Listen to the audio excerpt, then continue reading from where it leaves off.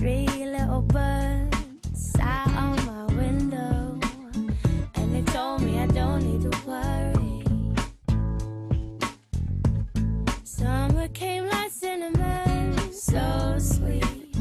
Little girls double dutch on the concrete. Maybe sometimes we got it wrong, but it's alright. The more things seem to change, the more they stay the same. Dans cette maison, loin du tumulte, je me suis posé pour faire ce que j'aime le plus au monde, des rencontres. Pour découvrir des itinéraires inspirants, Moi, petite fille, je vais à la rencontre de ma mère dans ces hôpitaux psychiatriques et je vois un zombie, quoi. J'étais pas une enfant, j'étais une petite adulte miniature. Plus ma mère perdait pied, plus il fallait que j'assure. Jusqu'au moment où le noir m'a envahi de telle façon que j'ai fait une tentative de suicide. Franchement, la vie, c'est un combat. C'est clair, mais c'est un combat pour l'amour. mais aussi pour mieux comprendre ces parcours de vie hors du commun, grâce à celles et ceux qui ont aidé mon invité à franchir les obstacles et grandir. La première fois que j'ai rencontré Fred, c'était à Paris. On est allé avec un petit groupe à sa rencontre. Je suis ressorti dans le métro, je nous vois tous, on avait le sourire jusque. Dingue. Une occasion pour chacun d'entre nous de partager mille et une vies.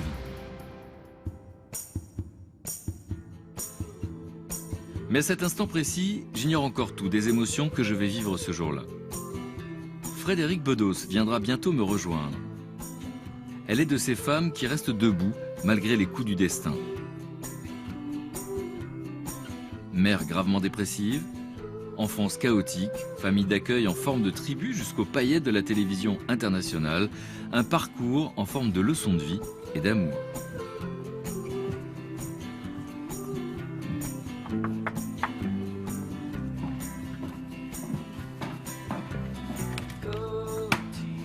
Bonjour Frédéric. Comment ça va? Ça va super bien. Je suis content de vous recevoir. Vous êtes content d'être là? Je suis très contente d'être là, ouais. Qu'est-ce que je vous sers? Un café, un thé? Un petit thé, avec plaisir. J'enlève mon manteau, hein. Oui, mettez-vous à l'aise. Hop. Mettez-vous à l'aise. Yes. Je suis content de vous recevoir parce que moi, la première fois que je vous ai vu, c'était à la télévision. Ouais. Vous êtes arrivé, vous avez débarqué à des heures de très grande écoute. Je vous ai vu interviewer les plus grandes stars de la chanson française au départ sur France 2. Et puis, j'ai appris que vous aviez une carrière américaine, Ouais. que vous aviez interviewé Madonna et toutes les plus grandes stars planétaires. Et puis après, j'ai plus eu de vos nouvelles. Et je me suis demandé ce que vous étiez devenu. Et il y a quelques temps, on s'est croisés. Et là, j'ai compris que vous étiez devenu vous-même. C'est clair, c'est vrai. Est-ce qu'on peut dire que votre passé vous a rattrapé à un moment donné de votre vie et que là, vous avez décidé de tout changer? C'est comme ça que vous le diriez? Bah, je dirais qu'on a des rencontres avec soi-même. Il y a des étapes dans la vie et à un moment, j'ai vraiment eu le puzzle de ma vie qui s'est mis ensemble, quoi. D'un coup, toutes les pièces sont vraiment rentrées ensemble.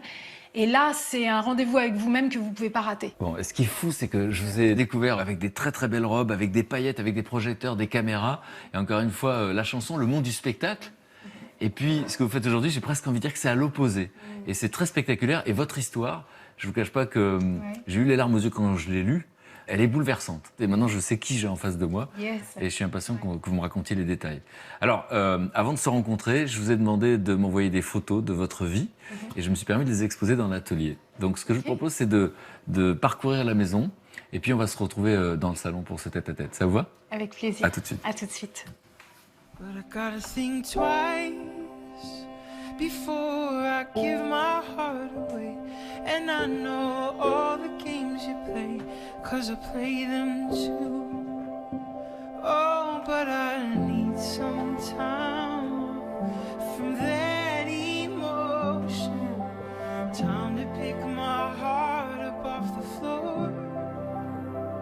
And when that love comes down our devotion, well, it takes a strong man, baby, but I'm showing you the door, 'cause I gotta have faith, I gotta have faith, I gotta have faith, faith, faith, faith. Baby, I know you're asking me to stay, so please, please, please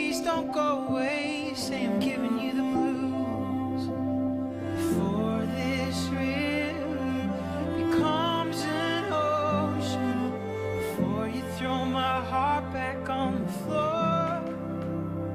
Oh, baby, I reconsider my foolish notion.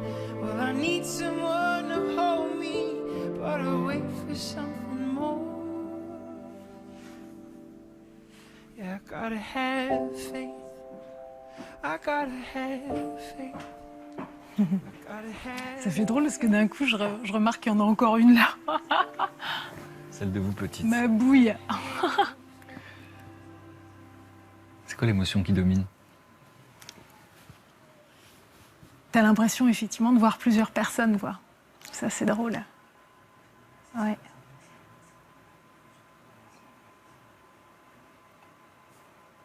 Quand vous regardez cette petite fille Ouais. que vous étiez, si on imagine que par magie, l'adulte que vous êtes aujourd'hui avait pu lui souffler quelque chose à l'oreille, vous qui connaissez la suite de l'histoire, qu'est-ce que vous lui auriez dit?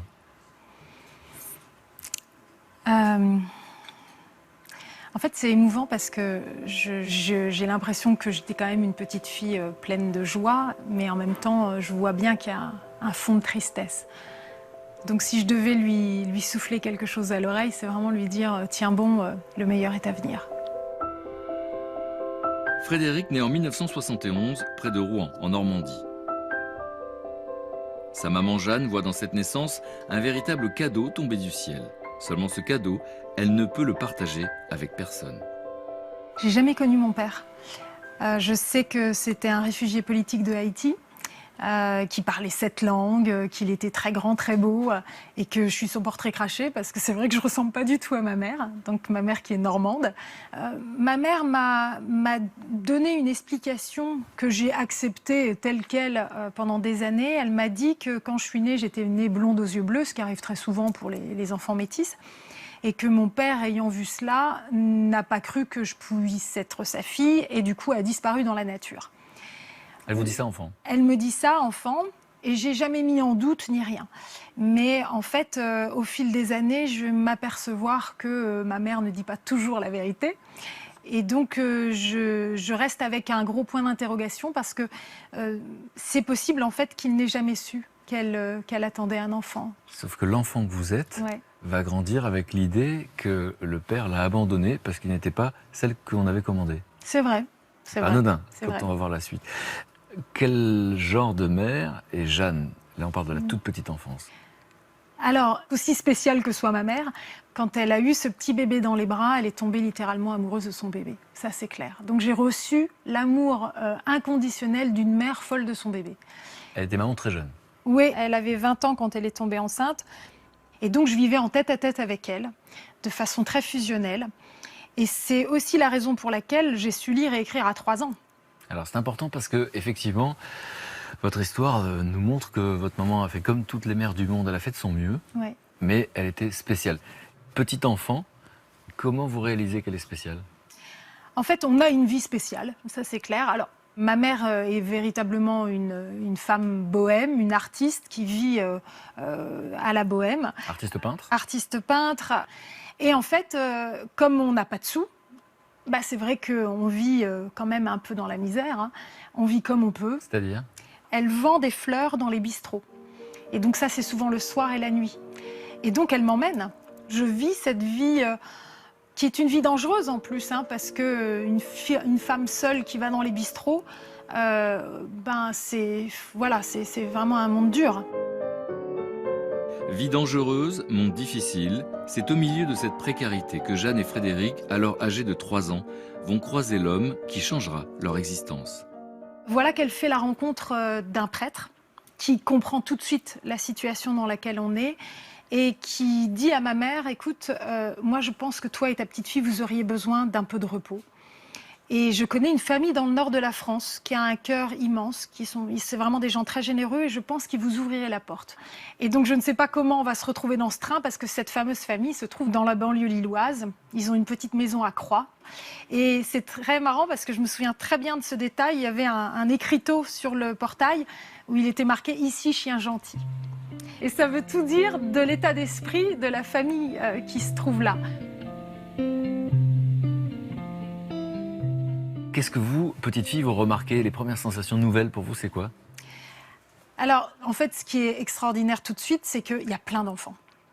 Et donc ça, moi, je suis une petite fille qui a quand même vécu surtout une vie très solitaire, en tête-à-tête avec ma maman, qu'avec un monde d'adultes, et un monde d'adultes assez glauque, finalement. Hein. Et là, je me retrouve dans une ambiance de famille, où il y a beaucoup de rire, où il y a beaucoup de vie.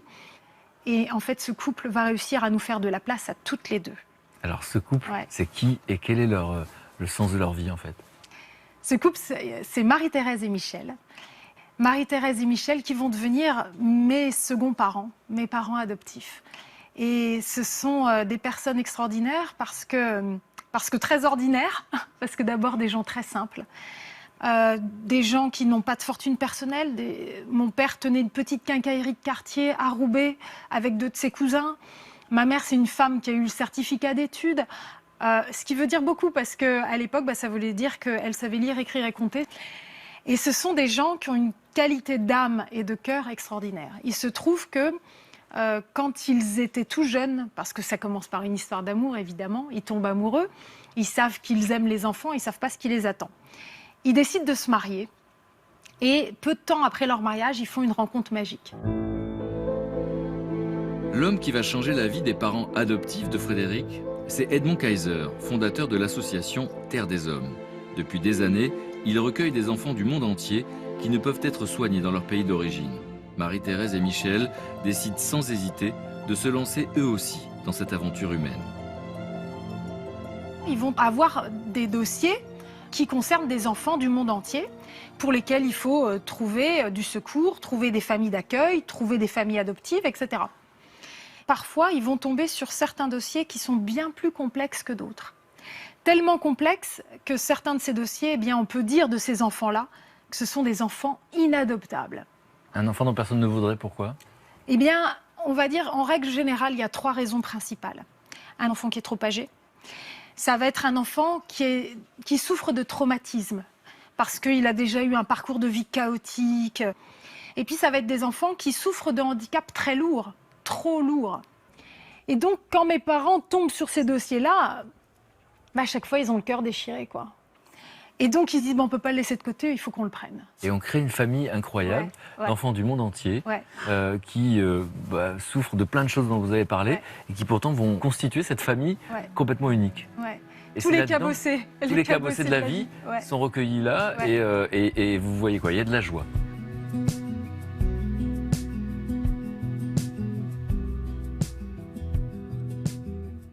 Au bout de leur aventure, ils auront comme ça sauvé, adopté, accueilli, relevé une 20aine d'enfants venus du monde entier, et que ces fameux inadoptables.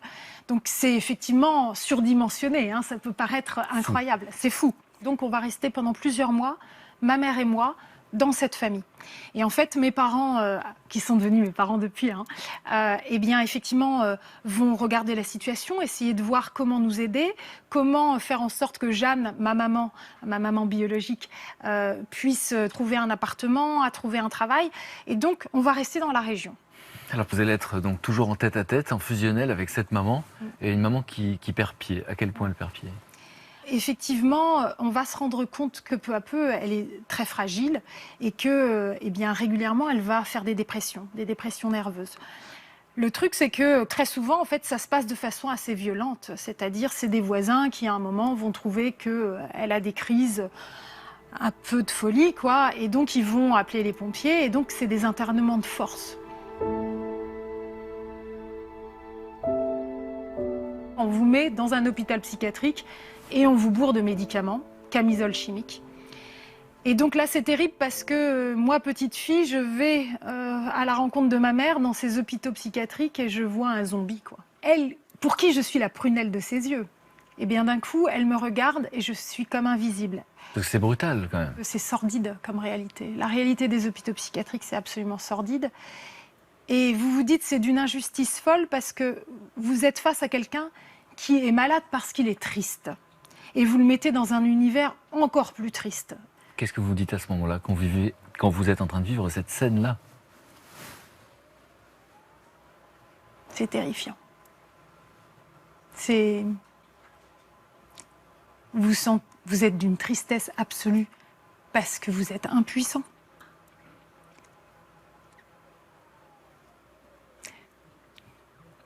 toute ma vie, je me suis toujours rendu compte que ce qui fait le plus souffrir, c'est l'impuissance. C'est de voir ceux qu'on aime qui ont mal et on ne peut rien faire. Et là, vous êtes une petite fille et vous ne pouvez rien faire. Donc, vous êtes victime aussi. Parce que là où on a mis votre mère, vous y êtes avec elle. Malgré tout. Et vous pouvez en parler à qui? Pas à grand monde. C'est vrai que la vie avec ma mère, j'étais seule avec elle. J'étais en tête à tête et j'étais seule avec cette réalité. Et même si j'avais ma famille adoptive à côté, les moments où j'étais avec ma mère, eh bien, c'était les moments avec ma mère. Et quand j'allais de l'autre côté, c'était pour essayer de prendre de l'énergie, de prendre mon souffle, de reprendre mon souffle, quoi. Mais les médicaments ne peuvent rien contre les gouffres sans fond que traverse Jeanne. À bout de force, elle tente de se suicider. Frédéric assiste impuissante à la scène. Sa mère perd lentement pied avec la réalité. Et là, c'est une sorte d'abandon ultime. Comment, petite fille, on comprend que sa mère a voulu partir pour toujours? Et le truc, c'est que à ce moment-là, je suis encore une fois la seule personne à laquelle elle peut s'accrocher. Donc, quand elle prend les médicaments, c'est vers moi qu'elle se tourne pour me dire il faut que tu trouves un téléphone, il faut que tu appelles les pompiers, autrement maman va mourir, quoi. Et là, en fait, ce qui est terrible, c'est qu'il fallait que je cours dans la rue, trouver un téléphone public qui fonctionne, que j'ai une pièce et que je réussisse à appeler à temps. Bah, vous avez la pression, hein. Vous courez et vous avez la pression. Et une responsabilité folle pour un enfant. énorme, énorme, énorme. Et ça va m'arriver plusieurs fois. Donc vous grandissez dans la peur, c'est le mot que Ouais, vous utiliseriez? Ouais, dans l'angoisse permanente. Mais là encore, j'ai réussi à faire à m'octroyer des sas de décompression. Donc, j'avais l'école. La journée, il fallait que j'aille à l'école. L'école, c'était le bonheur. Parce que là, je risquais rien. Je m'éclatais, j'écoutais j'étais un peu le côté assistante sociale, donc on venait me raconter ah moi ça va pas en ce moment, etc. Et personne ne pouvait soupçonner qu'en fait moi à la maison c'était juste l'horreur. C'est ce que j'allais vous demander. Est-ce que les institutrices savaient, est-ce que vous en parliez à quelqu'un? Non. Pourquoi? C'était la honte? Alors premièrement j'avais honte. Il faut savoir que j'étais très bonne à l'école et ça me demandait pas d'effort. Et donc du coup j'ai sauté des classes et on m'a mis dans des très bonnes écoles. Donc je me retrouvais, c'était le paradoxe, avec des familles et des enfants de gens plutôt très aisés. Et donc, du coup, le contraste était tellement fort que j'avais honte.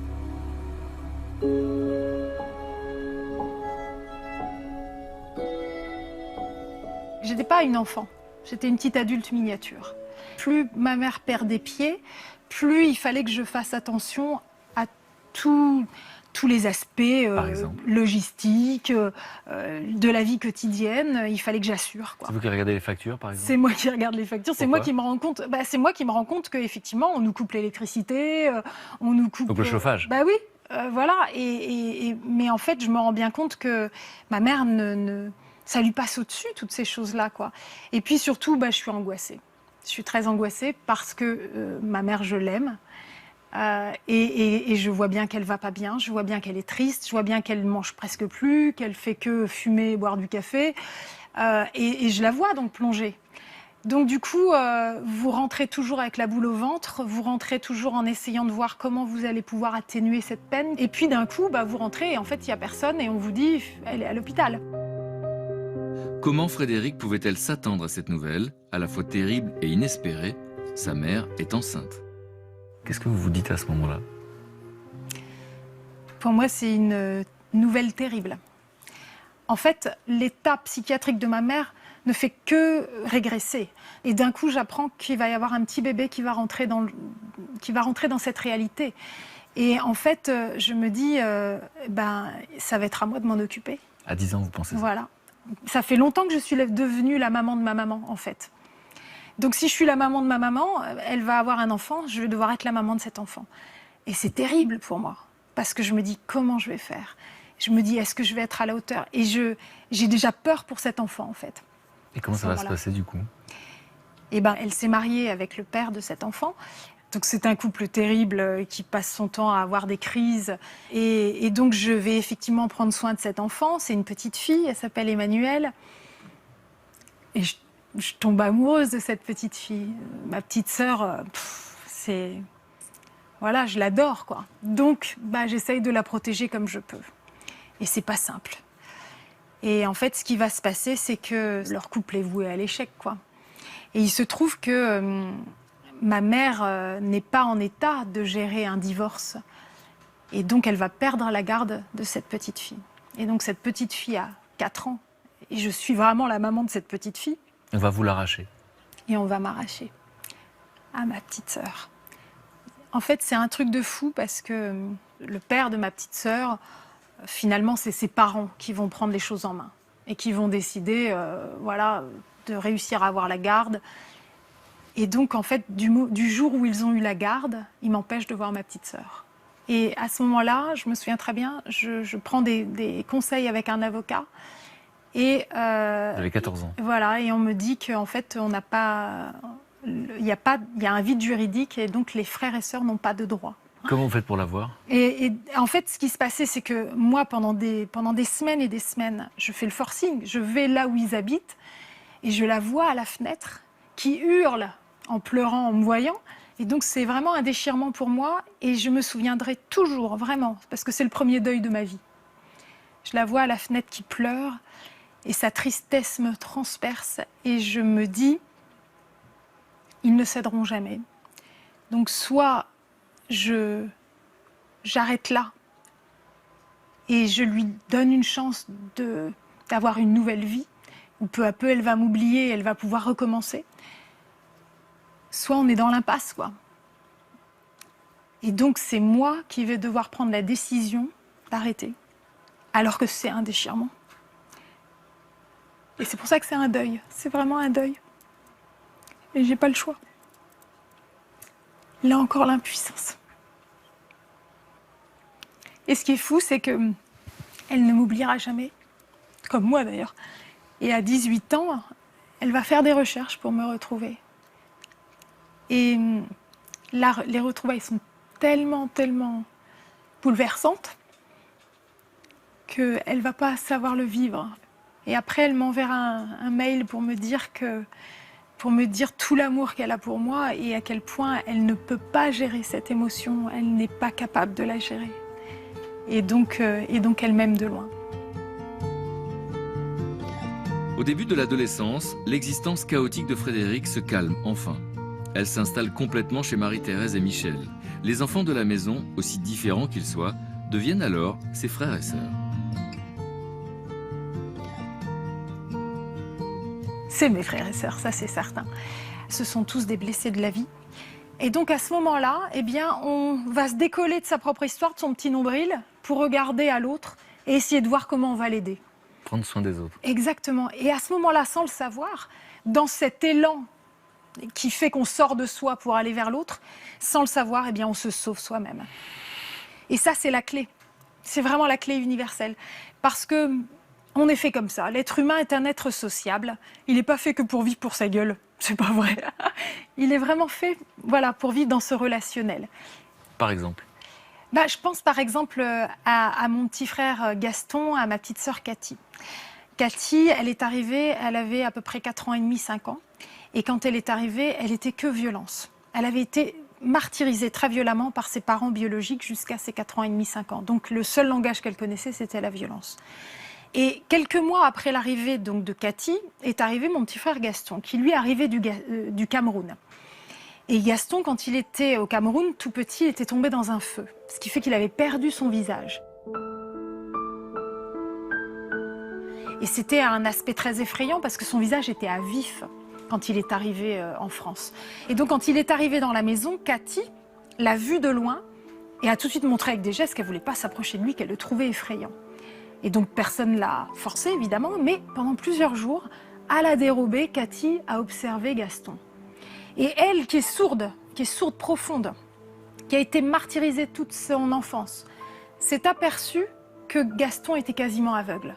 Parce que dans le feu, il avait perdu un œil, puis l'autre ne voyait que quelques dixièmes. Et donc Cathy, peu à peu, va aller au-delà de sa peur, au-delà des apparences. Et puis elle va s'approcher de lui, puis elle va lui prendre la main, puis elle va lui faire visiter toute la maison. Et un amour immense entre Cathy et Gaston, de frères et sœurs, a commencé à naître. Et donc on voit à quel point chacun, à un moment, eh bien, on a pu se relever de blessures très profondes en allant à la rencontre de l'autre. Et en allant toujours au-delà de l'apparence, au-delà de nos peurs, prendre le risque de s'approcher de l'autre et découvrir tout un univers. Et je trouve ça très beau parce que Gaston avait perdu une partie de ses cheveux et ici ça faisait une tonsure un peu comme les moines et c'était devenu l'endroit préféré pour Cathy pour l'embrasser. Donc vraiment, c'est que des histoires de vie où on voit ce dépassement comme ça, à quel point tout est possible et à quel point on peut se relever même des pires douleurs. Mais parce que ce relationnel, mais aussi parce que mes parents ont su créer un espace de vie qui rendait cela possible. Donc voilà. Et puis, il y a l'arrivée de Pierre Massin. Alors ça, c'est incroyable parce que les enfants, vous allez être associés à cette arrivée. Ouais. Donc là, un enfant pas comme les autres, c'est rien de le dire. Ouais. On est encore dans cette petite maison de Croix. Et là, on doit être à peu près une douzaine d'enfants. Et en fait, un jour, mes parents entendent parler d'un petit garçon pour lequel il y a une urgence absolue. Il est dans une pouponnière à Tours. Et les pouponnières, c'est pour les bébés. Et donc, lui, il a déjà 2 ans et demi. Donc, ça fait longtemps qu'il aurait dû être déplacé, en fait, transféré dans un autre service. Et les services sociaux ne savent pas quoi faire de lui. Du coup, ils ont trouvé comme seule solution, c'est de le transférer dans une institution psychiatrique alors que cet enfant est totalement sain d'esprit. C'est à ce moment-là que mes parents entendent parler de la situation. Et ils sont révoltés. Qu'est-ce qu'il y a de particulier ? Et en fait, la raison pour laquelle les services sociaux ne savent pas quoi faire de lui, c'est parce que ce petit enfant a été abandonné à la naissance alors qu'il est né sans bras et sans jambes. Donc évidemment, ça fait une situation compliquée.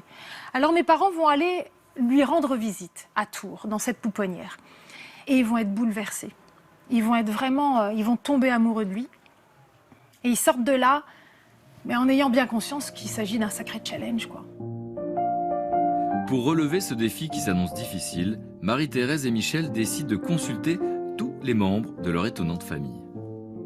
Je me souviens très bien d'être montée dans ma chambre avec ma sœur Hélène, qui est de Bangalore, avec ma sœur Virginie, qui est de Corée. Et on a pris une de nos poupées préférées et on lui a enlevé les bras et les jambes pour regarder à quoi ça ressemble. Quand on a pris la poupée comme ça et on a regardé, ça nous a sauté aux yeux que ça restait un petit garçon, quoi. Donc en fait, on ne voyait pas où était le problème. Et donc ce soir-là, quand on s'est rassemblés, mais ça a été un grand oui à l'unanimité. Et un oui qui sort du cœur. On était déjà impatients de le rencontrer, ce petit bonhomme. Sauf que là, on a vu qu'il se passait quelque chose de spécial. Parce que mes parents ont fondu en pleurs. Et c'était pas tous les jours qu'on voyait mes parents pleurer. Donc on a Vous en avez des occasions. Mais oui. Ils sont exceptionnels, vos parents. oui, J'ai jamais rien exceptionnel. entendu pareil. Jamais rien entendu C'est beau, pareil. hein. C'est beau. Et donc, ils ont pleuré. Ils ont pleuré. Donc on a senti qu'il se passait quelque chose. Et puis, il a fallu attendre quelques mois, les dossiers d'adoption, tout ça. Et puis ça y est, ils sont partis le chercher. Et nous, on attendait le moment où ils allaient revenir avec lui. Il y avait une ambiance comme si on attendait le petit Jésus dans la crèche, hein. Et puis ils sont arrivés. Et franchement, quand on voit la bouille de Pierre Massin, mais on a fondu.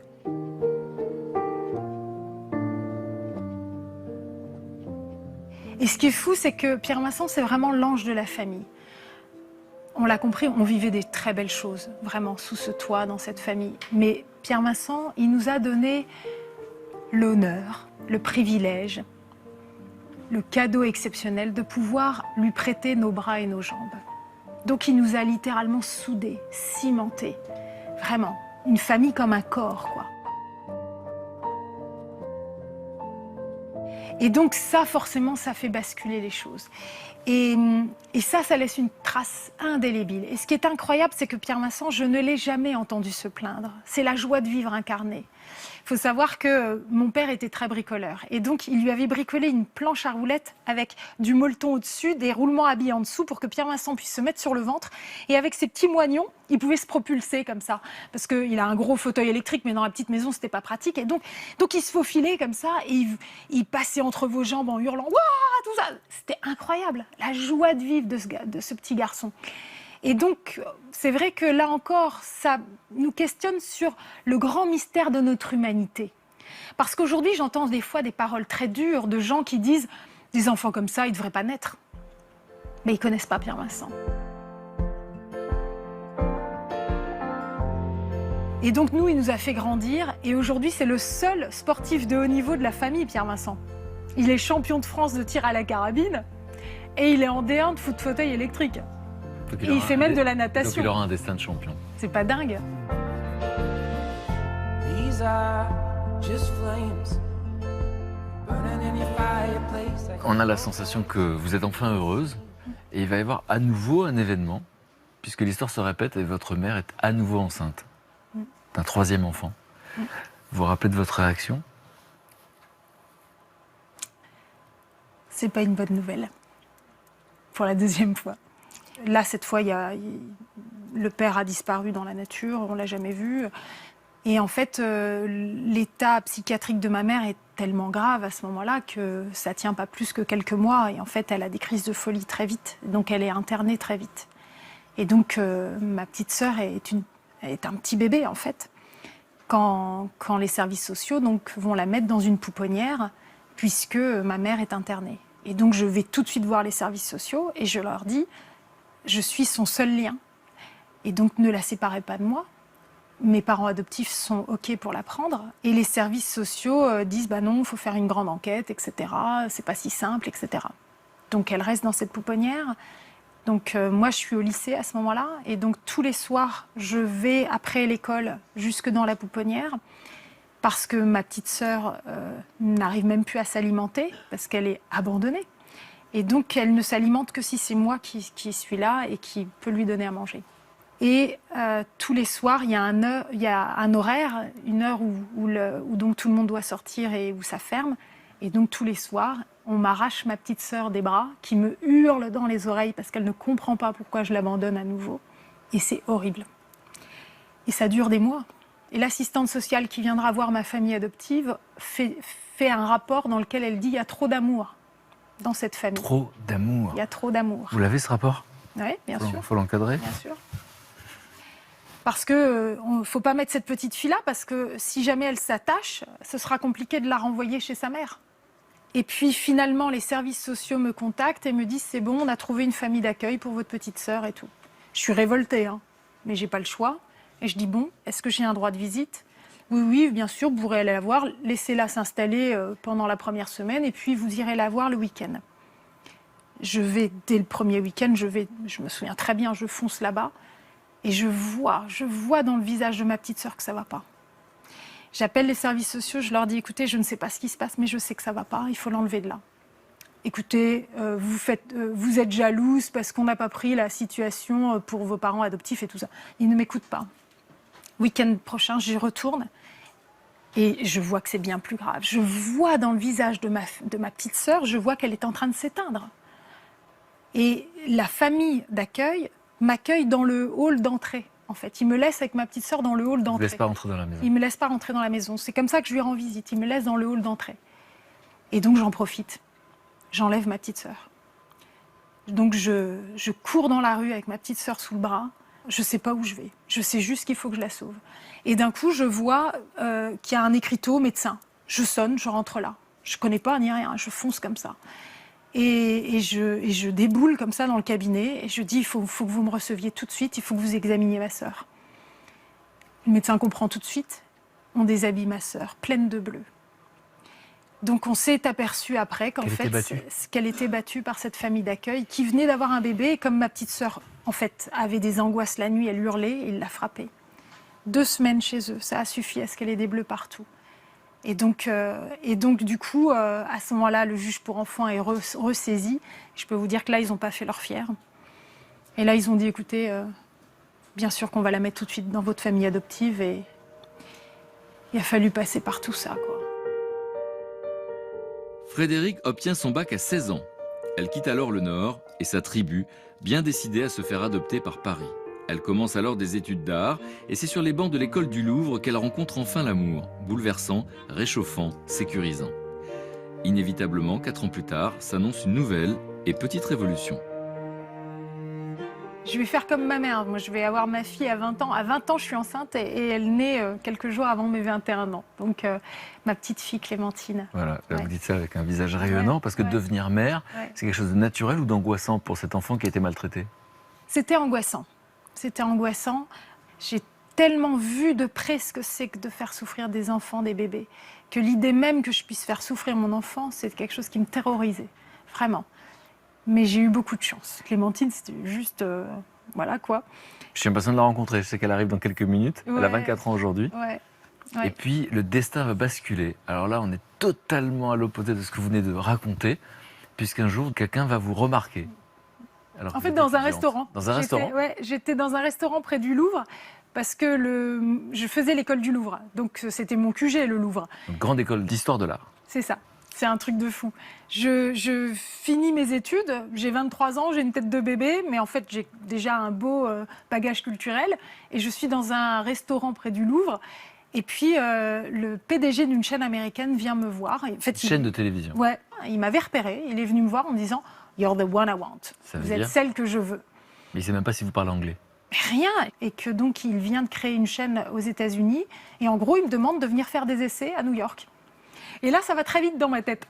Parce qu'en gros, je me dis que je corresponde ou que je ne corresponde pas. Au moins, j'aurais vu New York. Nouvelle J'ai rien à expérience. perdre. Bah oui. Et là, il se passe quoi? Vous êtes dans un nouvel univers, on Ouais. s'occupe de vous. Alors là, c'est délire. J'étais une personne vierge. C'est-à-dire, mon passé, d'un coup, personne ne le C'est connaissait. le premier jour du reste de votre vie. Mais oui, et pour moi, c'est un bonheur absolu. C'est comme si j'avais droit à la légèreté. Et donc, je mords tout ça à pleines dents. Et là, qu'est-ce qu'on attend de vous, donc? Et ben en fait, à ce moment-là, ce qui s'est dit, c'est que à la base, donc c'est une chaîne qui s'appelle Fashion and Design Television, qui était donc sur la mode et sur l'art, la culture. Et donc, comme j'avais ce bagage culturel grâce à l'école du Louvre et à la Sorbonne, eh bien, il s'est dit, vous serez notre reporter culturel. Et donc, en fait, je couvre les expositions d'artistes, mais plutôt les artistes underground, mais aussi des nouveaux designers, etc. Donc je me retrouve dans tous les trucs un peu huppés, hype, branchés, tout ça. C'est complètement dingue, quoi. Ouais, ouais. Ça n'a aucun rapport avec Aucun votre vie d'avant. rapport, aucun rapport. Et puis c'est New York, quoi. Et donc je me souviens de soirées dingues dans des lofts où il y a des stars, etc. Ça me fait un bien fou. Et j'y vais avec beaucoup de naïveté et d'inconscience parce que j'ai rien à perdre. Et comment vous faites pour gérer le rôle de maman et le rôle de présentatrice télévision? Ben là, c'est comme toutes les femmes qui travaillent et qui ont un enfant, il faut jongler, c'est Il y a clair. l'Atlantique entre les deux. Ouais, là c'est vrai, j'ai fait pas mal d'allers-retours, son papa aussi s'en occupait très bien, et puis elle venait avec moi. Clémentine, toute son enfance, a voyagé dans le monde entier avec moi. Des plateaux londoniens de MTV à ceux des Victoires de la musique présentés aux côtés de Jean-Luc Delarue, Frédéric vit à toute vitesse dans un tourbillon de paillettes et de fêtes. Permettez-moi de vous présenter une de nos meilleures ambassadrices à l'étranger pour la musique et la communication. Elle est la seule française animatrice sur MTV Europe. Je vous demande d'accueillir Frédéric Bedos, s'il vous plaît. Pourtant, au fond d'elle, une douleur intérieure creuse sans relâche. Les bagages de souffrance qui étaient là, un jour ou l'autre, ça vous pète à la gueule. Et ça a été un tsunami intérieur. Et donc ce tsunami intérieur est venu à un moment où justement j'étais en lumière, où j'avais le sourire, jusqu'au moment où le noir m'a envahi de telle façon que j'ai fait une tentative de suicide. Et c'est fou parce que moi qui avais dû gérer les tentatives de suicide de ma mère, j'aurais jamais cru que ça me serait arrivé. Mais vraiment. Et en fait, vous plongez dans ce noir et vous ne voyez plus de porte de sortie. Et c'est fou parce que je suis maman. J'ai une petite fille. Comment je peux même penser me suicider, quoi? Et en fait, c'est juste qu'à un moment, vous ne voyez plus que le noir. Il n'y a plus que ça. Et donc vous passez à l'acte. Et donc, j'ai pris des médicaments comme ma mère a pu le faire à l'époque. Je ne me l'explique toujours pas. Je ne me condamne pas non plus. Parce que je sais que toute ma vie, j'ai fait ce que j'ai pu. Qu'est-ce qui va vous redonner le goût de l'existence? C'est l'amour, toujours l'amour. Ça a été le fil de ma vie, hein, l'amour. Mais c'est aussi, comme je l'ai dit, l'amour, ça veut dire prendre le risque d'aimer. Prendre le risque d'aimer, c'est prendre le risque de vivre. Vous avez une vraiment sacrée ça. légitimité pour dire ça. À 27 ans, Frédéric ose faire ce pas dans le vide. Elle quitte tout, travail et vie trépidante pour se reposer enfin, se concentrer sur ses proches et sur elle-même. Symboliquement, elle renoue avec ses racines haïtiennes et cesse de défriser ses cheveux. De ce nouvel élan naît le projet Imagine. et vous allez changer totalement d'existence. Vous allez abandonner la lumière, les paillettes, pour donner du sens à votre existence. Et on va avoir l'occasion d'en parler avec ceux qui vont nous rejoindre. Mais plein de gens rêvent de changer de vie, mais évidemment, tout le monde a peur. C'est là où il faut véritablement qu'il y ait une impulsion très forte, quoi. J'ai mes compétences professionnelles. C'est vrai que j'ai travaillé dans le monde entier. Je suis une femme de médias aujourd'hui. C'est véritablement ma compétence. Et de l'autre côté, d'un coup, quand j'ai repensé à toute mon histoire de vie, et notamment à ce que mes parents ont vécu, mes parents adoptifs, avec cette famille extraordinaire, je me suis dit, mais des gens comme mes parents, ce sont des héros. Des héros de l'ombre, puisque personne n'en parle. Et des héros humbles, parce qu'ils ont fait toutes ces merveilles, pas du tout pour la gloire et pour la lumière, ça ne les intéresse pas. Et d'un coup, je me suis dit, mais en fait, des hommes et des femmes de cette trempe, il y en a partout dans le monde.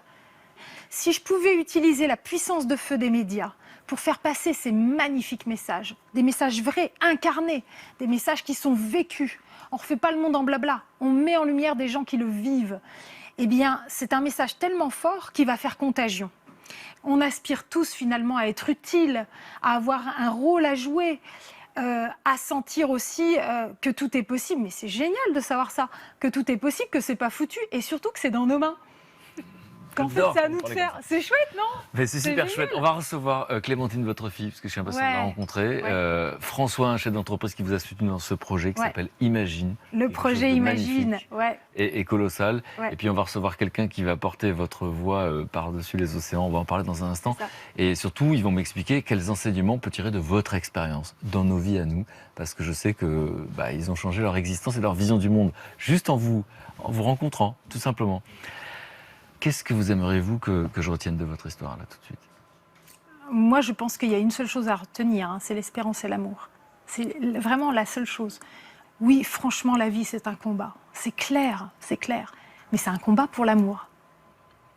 C'est tout. Merci. Je vais les chercher, vous restez là?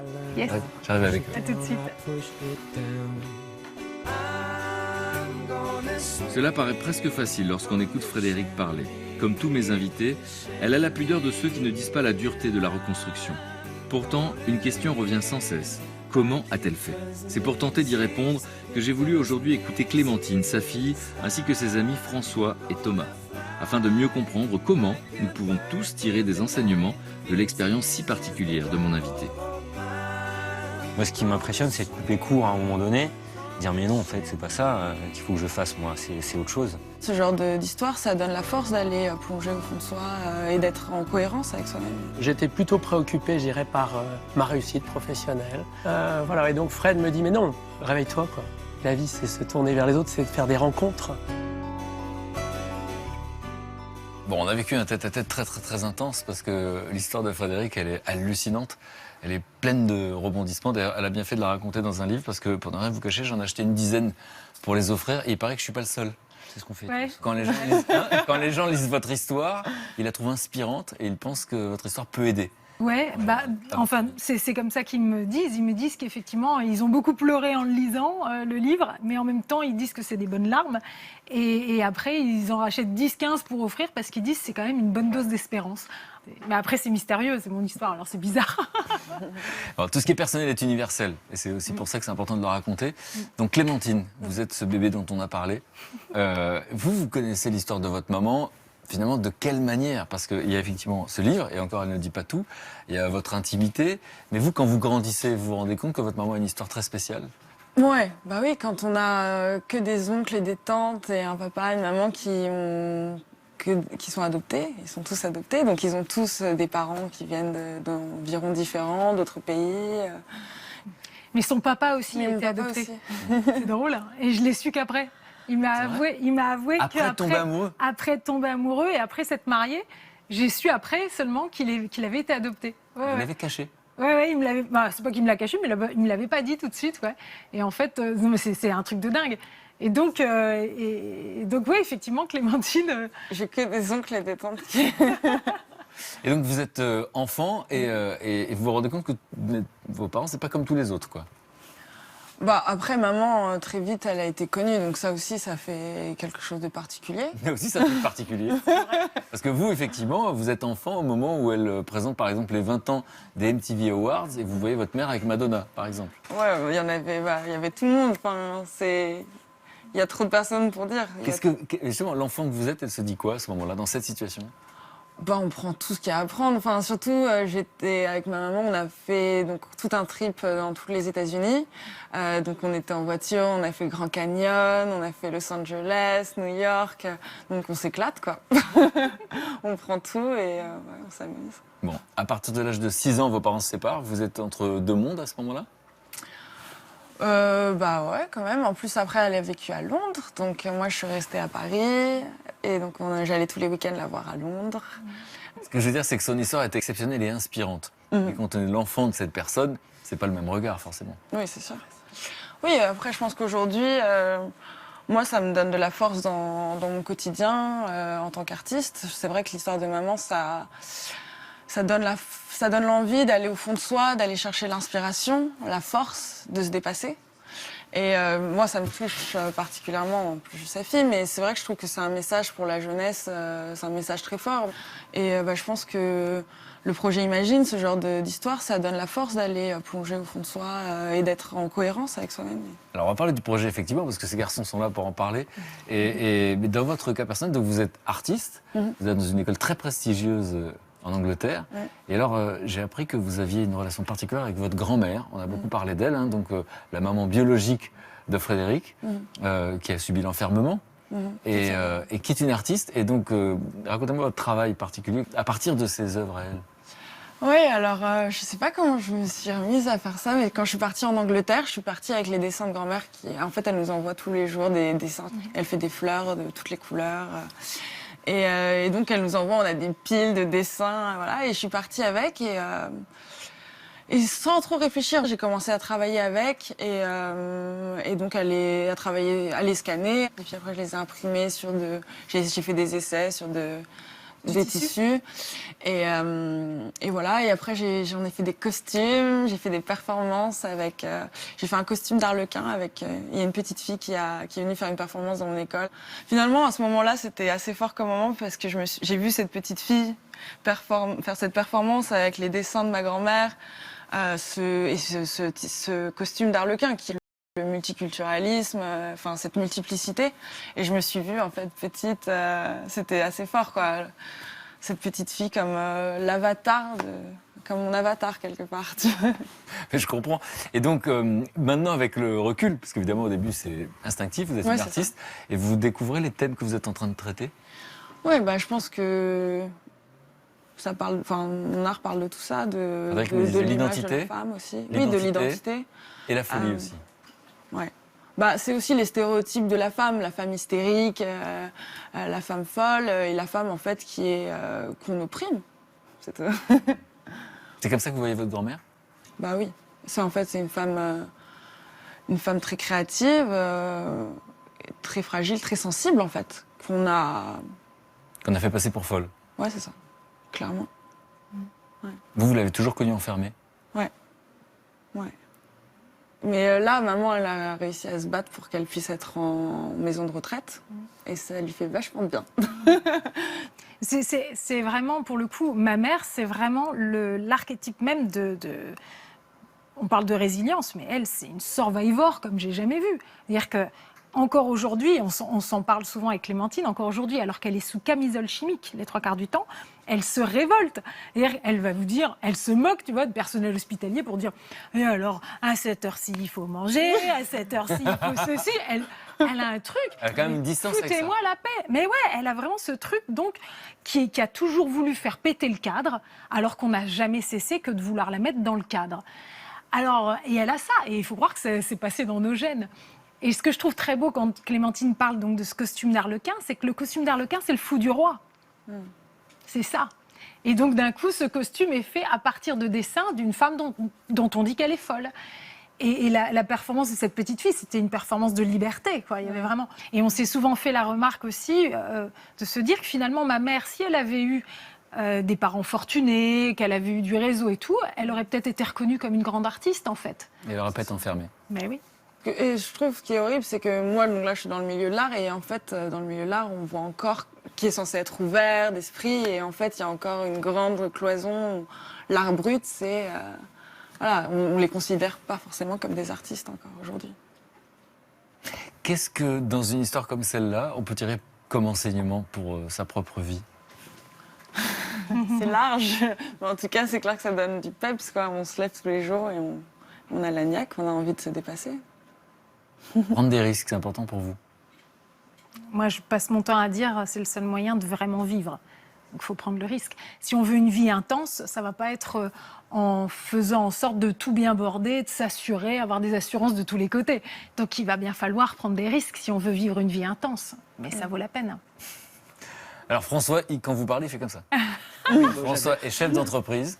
Et donc, vous allez me dire comment vous êtes rencontrés, mais est-ce qu'on peut dire qu'elle a changé votre regard sur les choses, sur la vie, sur le monde de l'entreprise? Elle a chamboulé pas mal de choses dans mon quotidien. On va dire qu'effectivement, j'avais une vie assez confortable. Hein. Je co-dirige une entreprise dans le nord de la France. Plutôt près dans quoi? Alors, on va le dire grossièrement, je suis quincaillier, comme le papa de Fred. Et ça aussi, c'est la synchronicité. Je vais dire que j'étais confortable, on va dire, voilà, chef d'entreprise, tout va bien. Plutôt préoccupé, je dirais, par ma réussite professionnelle. La compétition, hein, c'est ce que la société nous livre aujourd'hui. Donc j'étais vraiment, je dévalais le grand fleuve comme tout le monde. Et on est aspiré, hein, voilà. Et si je fais pas attention, j'y retourne tout de suite. Hein. Voilà. Et donc Fred me dit, mais non, François, c'est autre chose la vie. La vie, c'est se tourner vers les autres, c'est de faire des rencontres. Est-ce que vous avez rencontré ces parents extraordinaires au sens oui. étymologique du terme? En fait, ces gens qui ont élevé quand même c'est ça qui est une vingtaine incroyable. d'enfants qui étaient des enfants inadoptables. J'ai voulu tout de suite les rencontrer. La première fois que j'ai rencontré Fred, c'était à Paris. On est allé avec un petit groupe à sa rencontre. Je suis ressorti dans le métro, je nous vois tous, on avait le sourire jusque. Mais c'est dingue, incroyable. Et alors tous, on s'est regardés, mais ils habitent à quelques centaines de mètres de chez nous et on les connaît pas. Bah alors qu'est-ce que j'ai fait? Je suis rentré chez moi, j'avais mes piles de dossiers là. J'ai pris mon téléphone, j'ai appelé Michel, ton papa, et le lendemain j'étais là avec eux, avec Stéphane, un de mes amis. Qui a monté une association qui s'appelle Accueillir la différence, qui, à travers le sport, essaie de changer le regard du monde sur le handicap. Et on a trouvé un moyen de financer le fauteuil de Pierre Vincent. Qui est sportif de haut niveau. Ouais, Pierre Vincent, ce petit garçon qui est arrivé dans la famille à 3 ans. Et qui a ni bras ni jambes. Et Fred nous avait dit dans la discussion, Pierre Vincent vient de remporter les championnats d'Europe de foot fauteuil. Par contre, là, il passe au champion du monde. Et là, c'est une norme un peu particulière, c'est un autre fauteuil. Il faut qu'il trouve 10 000 €. Bah, on est allé, on ne savait pas si on allait trouver une solution pour Pierre Vincent. On a réfléchi, puis on a trouvé la solution. Et au moins, on n'a pas payé tout le fauteuil, mais on a déjà enclenché. Et on a mis la dynamique en route. Donc ça marche. Ouais. On voit des gens bien, on a envie de leur ressembler. Alors vous allez dire comment vous avez fait pour pouvoir aider ce projet, parce que c'était presque naturel quand elle le raconte, même s'il y a eu des soubresauts dans son existence, mais en vivant toutes ces formes d'abandon, tous ces traumatismes, c'est colossal.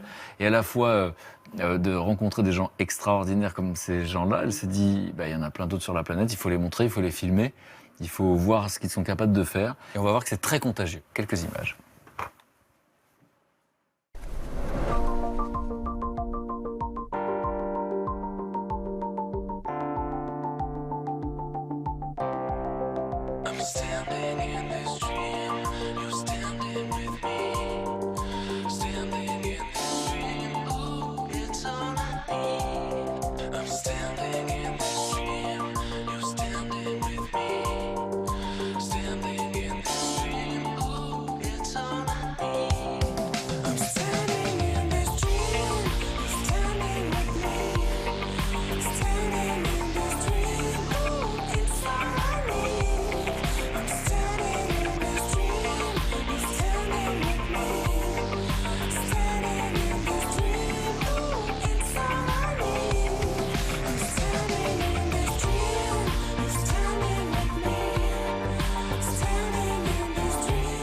Elle permet de réaliser les rêves de plein d'autres personnes qui ne sont pas forcément mises dans la lumière et de pérenniser un petit peu leur action. Et c'est vrai que bon, ce chèque il va vite partir, ne vous inquiétez pas, c'est là où c'est bien d'avoir cette capacité de transformer l'argent en richesse et pas juste en argent.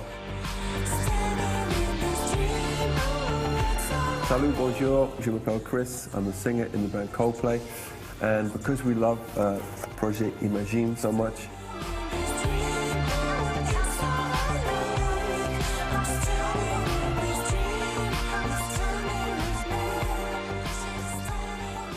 beaucoup de regards. Ouais. Bah, c'est vrai que c'est assez original comme positionnement parce que c'est une ONG d'information. Ce qui veut dire qu'on est totalement indépendant, on ne fonctionne qu'avec des dons. Donc c'est une démarche de philanthropie et on fait un cercle vertueux. On met en lumière ces héros, ces hommes et ces femmes qui font des choses formidables.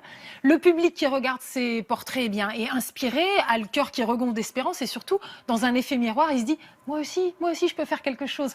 Et j'ai qu'une envie, c'est de me lever de mon fauteuil à mon tour. » Donc ça donne naissance à un grand mouvement d'action un peu partout dans le monde, du fait qu'on distribue les films à l'international. Ce sont des messages universels, qu'on soit africain, américain, chinois, on les comprend. Ça vient vraiment parler à notre humanité. Donc voilà, c'est une ONG d'information. Et alors en quoi quelqu'un comme François a pu vous aider ? Alors, ce que j'aime beaucoup avec la rencontre avec François, c'est que premièrement, c'est d'abord une rencontre humaine. Hein. Voilà, à un moment, François rencontre Fred et Fred rencontre François et c'est toujours un cadeau, la rencontre. Ça, c'est la première des choses. Et puis moi, eh ben, il a eu cette idée extraordinaire, alors là vraiment magique, c'est de se dire, voilà, nous on a envie de relever des grands défis sportifs, mais au service de valeurs. Eh bien, on a décidé d'affréter un bateau pour faire le Vendée Globe et ce bateau, eh ben, il va porter les couleurs du projet Imagine. Et là, c'est fabuleux. Les caméras du monde entier sont tournées vers cette course mythique. C'est et d'un seul extraordinaire. coup. Bam. Et donc voilà Thomas Skipper. Bam, bam. Donc quand je parlais de pression, je l'imagine en fait. Bah, y a une réelle pression parce que c'est un événement sportif aujourd'hui qui est vraiment sur le devant de la scène et encore plus là cette année puisqu'on a quelques semaines là du départ. Mais... Donc vous partez en solitaire, on est bien d'accord. Ouais. Je pars en solitaire autour du monde à la voile, sans escale, sans assistant, donc c'est un gros défi. Donc il y a effectivement une certaine pression, mais moi la pression je la ressens aussi un peu différemment avec ce projet-là par rapport à ce que j'ai, parce que c'est pas mon premier projet sportif, en tout cas il y en a eu d'autres avant. Dans ma vie de marin, et c'est vrai que là on est sur un projet qui est atypique, qui a quelque chose d'autre à montrer, à diffuser. Et moi c'est plus ça qui me met la pression en fait aujourd'hui, c'est pas tant l'événement proprement dit, en tout cas l'événement sportif. Là il y a une pression parce qu'il y a du monde derrière, et puis il y a un message à faire tourner. C'est quoi le message pour vous ? Et ben, le message c'est de montrer ce que l'homme a de bon en fait, et ce que montre Fred avec le projet Imagine. Et c'est vrai que moi ça a été... On parlait de la rencontre entre Fred et François. Moi, il y a aussi une rencontre qui s'est faite, d'ailleurs, par l'intermédiaire de François, avec Fred. Et c'est une rencontre avec Fred, mais aussi avec tous ces héros. C'est un projet humain qui est... En tout cas, moi, on essaie de toucher du monde avec ce projet-là, mais moi, je suis le premier touché, en fait. C'est-à-dire ? Ben, ça me... Voilà, je vais être le porte-drapeau, ça, je le sais, autour de la planète. Et donc, je suis assez fier de ça aussi, d'avoir... ce mentor dans mes voiles, ce colibri, je parle, qui fera 9 mètres de haut. Il y a une pression à ce niveau-là, quand même. Avec toi, c'est une bonne pression, par contre. Mais Ouais, c'est une bonne on sent de l'émotion. Qu'est-ce qui vous émeut là-dedans, justement ? Bah, c'est son histoire, c'est l'ensemble de ce projet-là, qui est un projet atypique aussi, qui est pas si simple à monter et aussi à faire comprendre ce qu'on est en train de faire, parce que c'est aussi des projets qui coûtent de l'argent. Donc souvent, on nous renvoie un peu dans la file, on dit mais ça coûte de l'argent, pourquoi est-ce que pas donner directement au projet Imagine ? Sauf que nous, c'est pas du tout ça qu'on veut faire. Le projet Imagine fait des films, et ces gens-là sur lesquels on tourne les films qui sont tournés par Fred, il faut que ça soit diffusé, il faut que ça soit montré, parce que nous, c'est comme ça qu'on a été touchés. Donc, on se dit que si c'est visible par le plus grand nombre, ben, ce qu'on fait, ça fonctionnera, quoi. Et en quoi les multiples expériences de la vie qu'a vécu Frédéric, finalement, peuvent influer chacun d'entre nous ? Alors, parce qu'il y a ce projet qui nous dit il y a des gens formidables, il faut les montrer. Il y a cette rencontre, il y a son histoire. Qu'elle ait tiré des enseignements de son histoire, on peut le comprendre. Que son histoire puisse inspirer chacun d'entre nous pour changer des choses dans notre quotidien, en ce qui vous concerne, par exemple. Alors, c'est vrai que l'histoire de Fred, elle est extrêmement touchante. On ne peut pas sortir indemne, et c'est pas anodin, une vie comme tu as eu, Fred. Donc. Et après, c'est de voir justement ce qu'elle a réussi à en faire derrière, quoi, et de rebondir, parce qu'il y a eu aussi une vie de médias aussi avant ça. Moi, ce qui m'impressionne, c'est toujours tout ça, c'est de couper court à un moment donné, dire mais non, en fait, c'est pas ça qu'il faut que je fasse, moi, c'est autre chose. Et donc, c'est plus de tourner le dos aux paillettes, de tourner le dos aux paillettes à ce qui fait rêver le monde entier. D'y aller à 100%. Voilà, et moi, c'est un bel exemple. Alors, on n'est pas dans le même domaine d'activité. Moi, je suis dans le monde du sport. Là, aujourd'hui, Fred est avec son projet Imagine, mais dans des domaines d'activité très différents. Ce courage-là, il on le prend, quoi. Enfin, Parce que ce qui est paradoxal, c'est que là, on parle du collectif, puisqu'au fond, elle essaie de nous relier les uns les autres. Et François l'a dit, c'est finalement de montrer ce qui va, parce que c'est aussi contagieux que de montrer ce qui va pas. Et alors que vous, on vous imagine solitaire. Alors, j'ai pas dit égoïste, j'ai dit solitaire. Mais est-ce que justement, en ça, il y a quelque chose de presque paradoxal? Ouais, alors on est solitaire sur le bateau. Après, il y a quand même une équipe. Il y a toute une équipe derrière. Mais c'est vrai qu'il y a eu un timing magique. Moi, je me souviens qu'on s'en était Complètement. parlé. Moi, au Pour tout début, toi, hein, ouais. par rapport au sens de ton métier. Moi, ça fait 10 ans maintenant que je fais de la voile, du bateau et notamment du solitaire. Donc, et c'est vrai que vous avez raison, c'est une activité qui moi, commençait à me sembler un peu égoïste, en fait. Je le faisais pour moi. Et presque uniquement pour moi, en fait. Pour relever des défis. Alors, je sais que ça faisait rêver des gens et qu'il y avait quand même quelque chose qui se passait derrière ces projets-là. Mais malgré tout, il y avait cette question en suspens. Mais pourquoi est-ce que qu'est-ce que je crée? Qu'est-ce que j'apporte au monde? Au final, pas un peu de rêve peut-être. Et bon, c'est déjà important, mais et c'est vrai que là, avec ces valeurs-là dans mes voiles, sur mon bateau, je navigue pas pareil presque. Ça donne du sens. Ça donne du sens et ça donne des ailes, quoi. Faut qu'il termine, Donc, surtout. Faut qu'il aille au bout.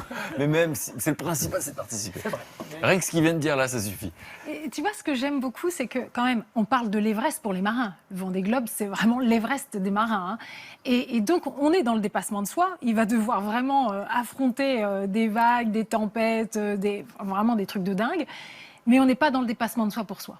Et c'est ça la différence. Et c'est exactement ça la leçon de nos héros. Ils sont tous dans le dépassement de soi. C'est pour ça que j'ai une grosse pression. C'est extra. C'est extra. Bon, on va suivre de très très près. C'est vrai, moi je dois juste ajouter que ce projet, quand on l'a lancé, personne n'y croyait. C'est vrai. On disait, vous y arriverez Ça pas. ressemble à une formule consacrée, ça. Non, personne. Vous repensez à des gens qui vous disent non, je sais pas quoi. Ça a été dur. Il a fallu qu'on. Voilà. Et parce que tout le monde pensait que notre modèle ne fonctionnerait pas. Parce que c'est de la pure générosité. En fait, aujourd'hui, il y a 1000 supporters particuliers qui ont mis de l'argent pour aider Thomas à réaliser son rêve et passer ce message, surtout être une formidable caisse de résonance pour Fred. Et il y a aussi 160 entreprises derrière, donc c'est pas rien. Et tous ces gens-là acceptent de rester dans l'ombre pour mettre dans la lumière tous les héros qui sont extraordinaires dans leur quotidien. Souvent, ils n'ont rien demandé à personne. Et pourtant, ils rayonnent, comme tu disais tout à l'heure. Et ça, c'est quand même incroyable. Et ça, c'est très moderne, au fond, comme message. Voilà, ça veut dire que si chacun fait sa part, nous on est parti de zéro, on n'y connaissait rien, et on a monté un projet dingue, rien qu'avec la petite goutte de chacun, comme le colibri. Donc ça veut dire qu'à l'échelle du monde, de la planète, si tout le monde y va, ouais, on va le faire. On n'a rien à rajouter. Oui, on n'a rien à rajouter. Hyper fort comme message. Alors,